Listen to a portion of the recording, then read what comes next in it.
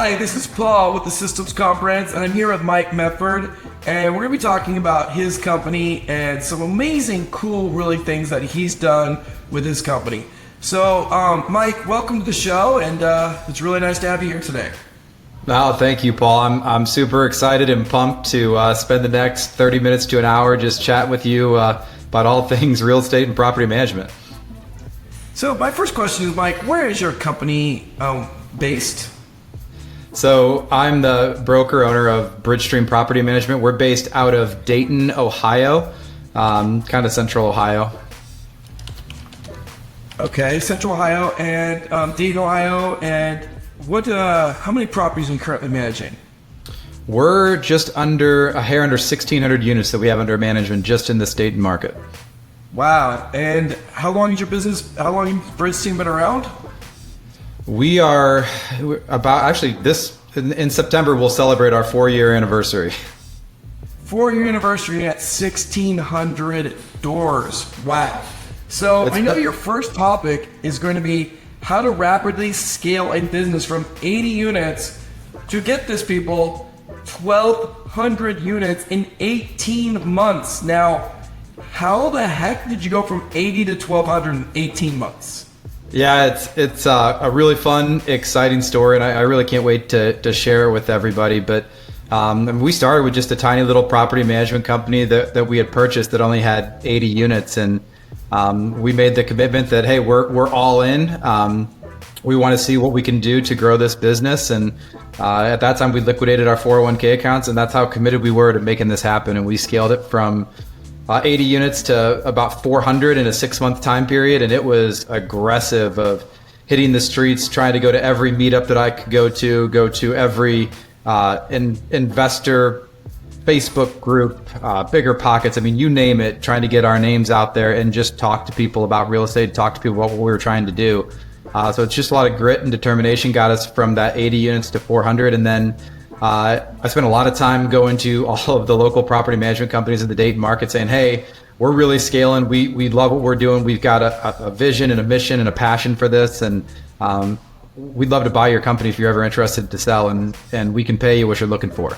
Because we really understood. My background was from the financial side and also from a sales side. So we knew how to monetize property management businesses once we had them to really build something that most of the other companies kind of struggled with. And actually, as it turned out, one of our prior property managers that used to manage some of the properties that we owned was willing to do it. It was time for her. She just was feeling a calling. She had owned her business for 20 years, and we were able to purchase her 600 units, and then just bolted those 600 onto the 400 we already have, and then we grew another 200 units in the next 6-8 months after that. And so before you knew it, 18 months later, we were at 1,200 units and rolling.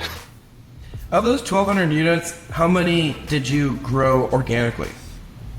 About 600 of them. Wow. So it wasn't just this, I had 80 units and I bought 1,200 doors, and I'm doing a horrible job, and now we're losing units left and right. You were adding units, and then you bought a company. So even if I were to say you went from 80 units to 600 units in 18 months organically, that's amazing. That means you were adding 400 doors a year just through word of mouth, organically, advertising ways that you're going to share in your thing. So if you go to his session, not only are you going to learn how he bought his competitors by being out there, being nice to your competitors, being upfront that you want to grow, and then he'll show you his numbers of like how his competitors weren't charging enough, weren't doing enough, weren't monetizing what they had, and could make money in that. Plus, you were spending a lot of money, I'm sure, in advertising and making sure every investor in LinkedIn knew who you were.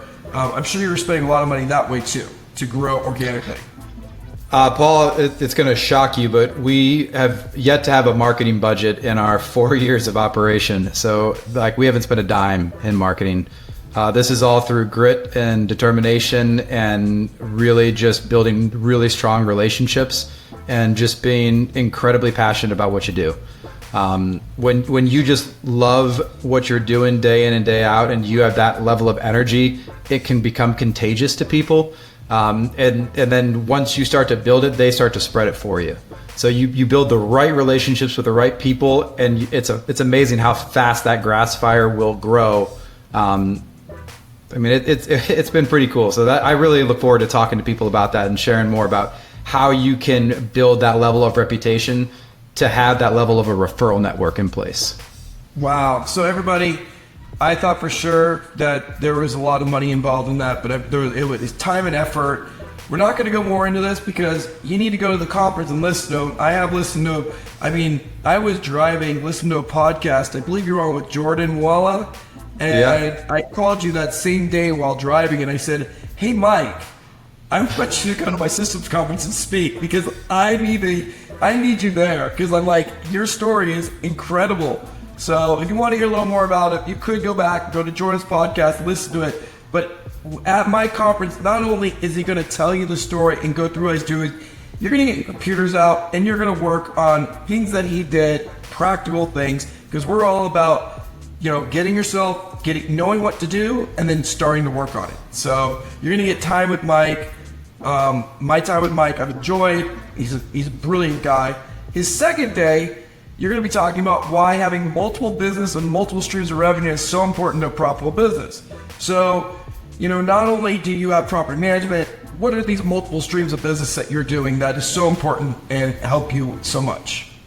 Yeah, so I think before I even go into the businesses that we have, it's important to understand why, like, we started all the businesses in the first place. And when we're in the real estate game as property managers, we control so many different aspects of a transaction and where we're sending work to be done. So, the basics are just having a property management company and a real estate brokerage. But quickly we realized that trying to find, reliable subs and maintenance contractors that were going to do what they said they're going to do at a fair price when we needed them to do it was really hard. And so we said, hey, we're really good at managing people. Why don't we just build out our own maintenance company so we can enhance the quality and control costs better? So it started there with just building out a maintenance company, and then it just grew and grew and grew. And there's challenges that I'll share at the conference, but we're really excited with where we've taken our maintenance company. And then from there we said, we have so many people that are calling from East Coast, West Coast, wanting to invest in little Dayton, Ohio, because our price to rent ratios are, a really good. They're all hitting that 1% rule, which is attractive for investors because a lot of your major markets, you can't find money. But the agents that they were working with were really poor. And we said, why don't we get in the middle of this? Let's start a home buying company. We already have a renovations company that can assist with renovating all of these properties. We already have a real estate brokerage and a property management company. We can then either help investors flip homes in the Dayton market, we can flip them ourselves, or we can help them get into turnkey rentals. So then we started this home buying company as well. And then as that continued to grow, then we're like, well, now people want to invest with us. So we had a syndication company that we started that we went out and raised, $1.3 million to buy a apartment community. And then now we just actually launched a debt fund that we use to buy all of our single family homes for our home buying company. So you can see how everything's integrated across the entire channel, and each business is supporting the other. I look at investing in Dayton because the numbers you're telling me and everything else, I'm already excited. I got to go to Dayton, find that place and see it, and look and see if it's the right fit for me. So I'm actually trying to find my next location. I was thinking Arkansas, Alabama, because of all the really good tenant-friendly laws, but it sounds like Dayton, Ohio might be a fit. Yeah, we're the same boat. Ohio is also very landlord friendly, so we've enjoyed that as well. What's really exciting, and I look forward to just the discussion, is as you start to scale and you bolt on these additional businesses, you'll be amazed at the level of talent that you can attract. And when you start to have aggressive growth goals, how much easier it becomes to scale and grow faster and faster because of the level of talent all around you. And those businesses give you the revenue to bring in that level of talent that you need, and you can fractionalize out their expenses. So it's a really cool concept. I encourage more people to consider it, to look into it, and I'll give a lot more of the details and the tips and tricks on how you do it, what pitfalls to avoid, what our challenges were, how we did it. We'll tell that whole story. Well, I want to be at your presentation. I want to go to, I don't need the scaling one because I don't own a business anymore, but I want to see your multiple revenues. I want to hear more about your other businesses. The scaling one, I would love to add years ago because that is, I mean, that was my, like, I had my systems, I had my processes, my business ran so efficiently. But the thing I didn't like is I didn't like marketing, and I didn't care about the growth aspect as much. So that was my big mistake. Everyone says my property ran really well, but I never shot it up like that. So now, after years of working with Pure and hearing people like you, I know how to buy a company. There's so many things I know now. If I started a company now, it would be very different. So now we're going to get in the nitty gritties of your company. So what is your average rent? Average rent in Dayton, Ohio for us is just over $900, like 906, I think, is the last time we checked. 906. Okay. And these are questions you don't have to answer them if you don't want to, but this is just kind of gives us, these are like very personal questions, but these are things I think every property manager should know. People always ask, how big is your company? How big is your company doesn't matter if you're not making any money. Like, that's, if you just buy doors and you're losing $1 million a month, then you could be as big as you want and it's not profitable. But what do you think your average revenue per door is per month? Like, what do you, not total like profit, but what do they bring in about? Yeah, I think the last month when we looked at our Profit Coach dashboard, we were at $148 a unit. And it's really important when you're looking at your revenue per door to understand how that fits into your business model. I always want to be careful that people don't get too consumed by any particular number, because ours is going to be lower than the average that's out there. If you were chasing, A and B class single family homes, that's going to get your average revenue per door so much higher. But with us, we have a lot of C class properties, and we've got a lot of small to mid-sized multifamily properties that we manage. But that's where the maintenance company really ties in, because that creates a significant amount of revenue for us with all the maintenance work that needs to be done at properties like that, which makes it worth our while. When I give you the revenue... Sorry. Oh, go ahead. I was asked what your average rent is first, is because just what you said. You are correct. If you said your average rent is $5,000 a month and you're making $148, I would say you're low. But making $900 at average rent and having $148 average revenue, that's really high. That's, you can't. If you were making $300 a month, you would have no investors. What investors will want to give you 1/3 of their money unless you're Airbnb-ing it? Correct. And the number that I gave you for the revenue, that doesn't include any of the maintenance revenue that we generate. Yeah, that's because that's a separate company. That's just your management. And then you also have your sales, you have your purchasing, you have all those other companies that are making money by having 1,800 doors. You guys, let's say 10% of your portfolio selling a year. That's 180 doors you're selling. Yeah. Yep.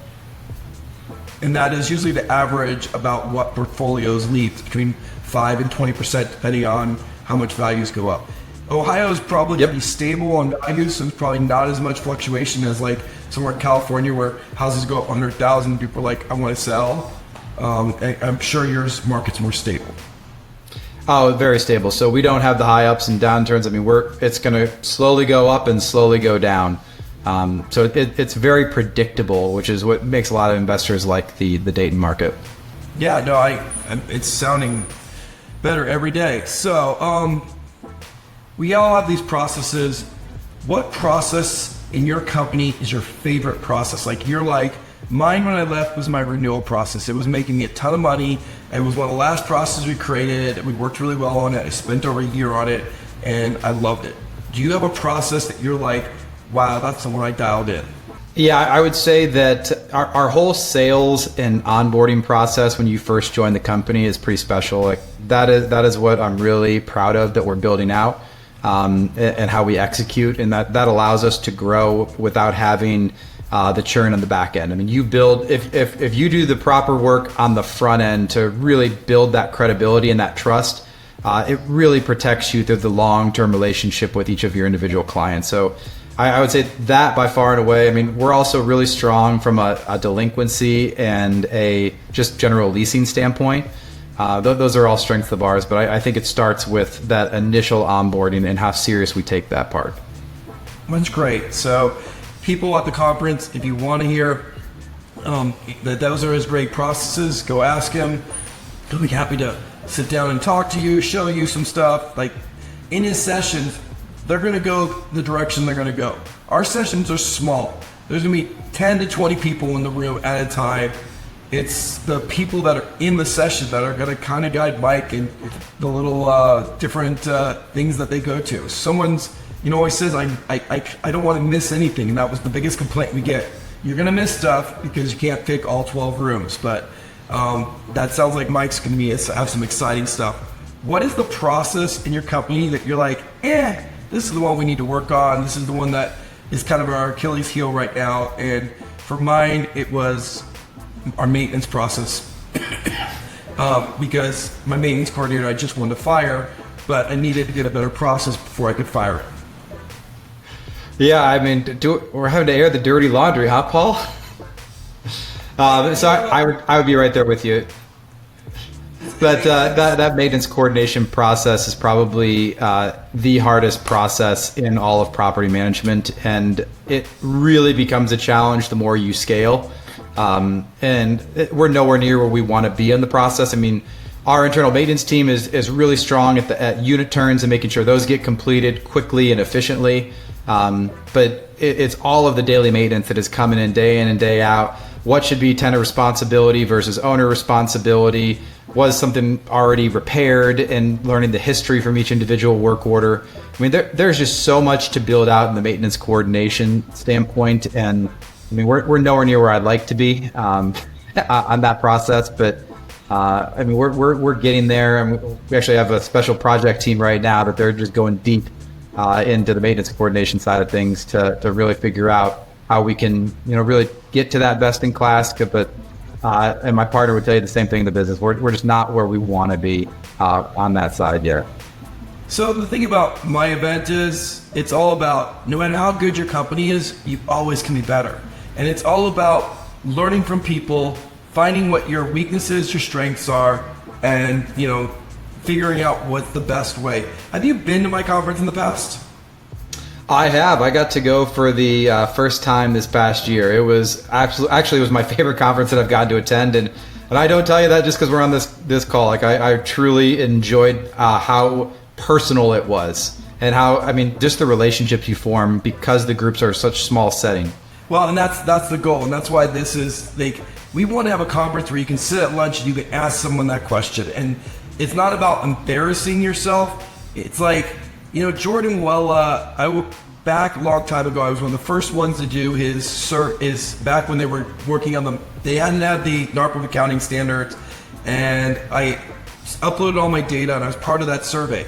And basically I was in the black, according to me. But then when Jordan Walla and which became Profit Coach later, Daniel Craig, they started running my numbers, they're like, yeah, you're in the black if you worked at McDonald's. So like, you have a better chance. You would make more money being a fry cook at McDonald's than you do in this company. And I'm like, but we make a lot of sales. They're like, yeah, but your property management needs to at least be profitable. And so I changed my entire business, doubled my income, and made a lot of money. And I was so afraid that people were just going to leave me. It was just going to be like exodus of doors if I did anything different. And so I needed that tough conversation with someone saying, go work at McDonald's, don't own this business. And, it transformed my business. If people are rah, you're great, you're wonderful, then you're never going to grow. So, that's why, Mike, anyone who goes to this conference, don't be afraid. Like, we all had those conversations where we were doing stuff bad. And don't be afraid if you're not, because no matter what company you are, Mike's company's not perfect. It's doing a lot of things amazing, but he's going to have his weaknesses. I have my weaknesses. That's just part of business. Yeah, I really want to kind of elaborate on some of the things you just said there. The first biggest challenge you have is it's getting over our own limiting beliefs. It's those self-limiting beliefs that we hold ourselves back and kind of guard ourselves against, taking that chance and truly believing in yourself of what actually is possible. And when you get into the smaller group settings, and there's so many different events that are done within the systems conference where you get to build those deeper relationships And all of the people around you just create that inspiration that this is possible and you can do this. And the second piece of it is just like you were talking about. When we come up and you're going to hear me speak, and the rest of the speakers that are there are incredible, and they've got such great stories and great tips to share.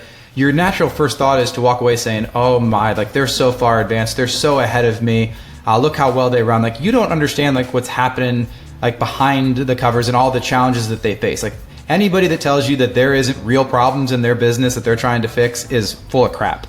And the key is that's what business is. Like business is just solving problems. As you continue to grow, new problems come up and they exist, and you're just constantly figuring out how do you deal with all of those. And that's okay. That's perfectly normal, and you have to start to accept that. And the more that you start to accept that and you realize that and you keep working, the more you start to believe, oh, like we actually are doing really well. And you start to believe in yourself, but build up that positive mentality of I'm doing something special. And that's the real thing. You want people to have that peace of mind that, hey, you're making a difference and you're adding real value to people out there. Well, and there's so many property managers out there. They do no training. They don't go to any conferences. They don't do anything to grow themselves. They get in a bubble. They do it their way, which is not very profitable a lot of times. They take the minimum amount and they don't grow. If you go to these events, if you listen to other people, you can be far behind them, but you're ahead of the 60-70% of property managers who don't do anything different. And it takes a couple years, but you will catch up to where all these other people were. I remember going to my first NARCM conference when I had 20 doors, and I remember just being floored by what people were doing it, how they were doing it. And that was before fees and all the other stuff. It was just floored that I wasn't doing anything correct. Like I wasn't managing correctly, I wasn't doing movement inspections back then when I first started my business. Like we just kind of gave you the keys and like hoped it worked out well. So it's like, because I was a principal, school principal, and went to, managing the properties I owned. And it was like, so we all been there. We've all been there. I mean, I remember watching Brad Larson on stage when I first came in property management, going like, "Oh my gosh, that's so cool!" And and he's like, I remember him handing me stuff, being like, "Here's some stuff. This will help you out." Like, that's the concept. That was the NARCM concept. That's the concept of our conference. Is people are there to help you. The attendees, the speakers, everyone's there. We're all in this boat together. Let's get it ahead. We're not competition. Oh yeah, and that's what I found fascinating, because I was in the same boat as you, Paul. The first NARCM conference that I went to like blew my mind, and we changed everything about our business and took away so many insights. They always tell you to go to a conference and only choose one or two things, but we had a list of 15 after the first conference, and we're just going to do it. We got to roll up our sleeves and get this done, because look at all of what's possible. But it's intimidating. You're scared. Like you don't know who you're going to go talk to. You feel like they don't want to talk to you. And again, I go back to this systems conference, and what makes it so great is the people that are going to be there are all in that same boat, where they want to have connection. They want to have communication. They want to, it's more than just going and listening to speakers. There is just so many relationships that are built through the day-to-day of the conference. And then after the seminars are over, in the evenings and during lunches, that's what makes it really special. It is taking it to that next level, and just how much people care there. Well, 9 conferences ago, we started with 15 people, and it was just to get the prices down. And my goal is, with 200 people, you still feel like there's 15 to 20 people there. We want to keep that feeling, and that's why we just keep adding more rooms, adding more speakers, adding more ways that you want small group instruction. We have one day with big instruction, one day in the conference hall, but the other 2 days, small group. It's very intimate, and every year we're working on making it better. Like, it's just like we spend so much time. So I'm so excited to have you as a speaker. Just listening to you at other times, I really want to see your presentation. So, and I would tell you, Sarah Hatch, she's going to be a speaker there. I would go see hers, because her biggest thing that she's going to be talking about is that I believe she's kind of like the maintenance queen. Like, she's gotten all these things, so you might hear something new, and she's going to want to go to yours to hear all you're growing like you do. So, the thing is, there's going to be people that are going to be talking different things that'll be able to help you in different ways. So, it's just exciting that we have so many different people speaking on all different realms, from growth to maintenance to AI. I mean, some of the talks that I've heard already talked about is some technology that I've never even heard of that people are using. I mean, my son knows it because he's getting trained in it, but I don't know it. And I was talking to my daughter, and she's like, "Oh," and she said the name of it, but I've never even heard of it. But it's like really cool technology that makes all your meetings easier and makes all your rocks and everything you do. It organizes everything for you. So there's just so many cool things out there that we're always learning every year. I know. I think my one regret was there are so many great topics you had at the last conference that I only had so much time to go to so many. So I had to pick and choose. That is the number one complaint we get, and I tell people that's a good complaint. If I make it so exciting that you go to so many different things, and you're like, I want to see more, and I'm like, we got a week. You're there for a week. We get as much as you can. Somebody just needs to have their presentation voted higher than Wolf's. We gotta control how all this positive feedback for Wolf. Hey, I think you're going to be in the running. I do. I really think so. So we have an app this year. The feedback's going to be right after it goes. I'm confident in you, Mike. But Paul, high standards. I'm up for the challenge. Yeah. So hey, everybody, this has been a great episode with Mike Mefferd, and sign up for the Systems Conference. It's going to be a phenomenal event for you, for your company. And, it's just, we work all year on this, me and Wolfgang, to make the best thing possible for you in the industry.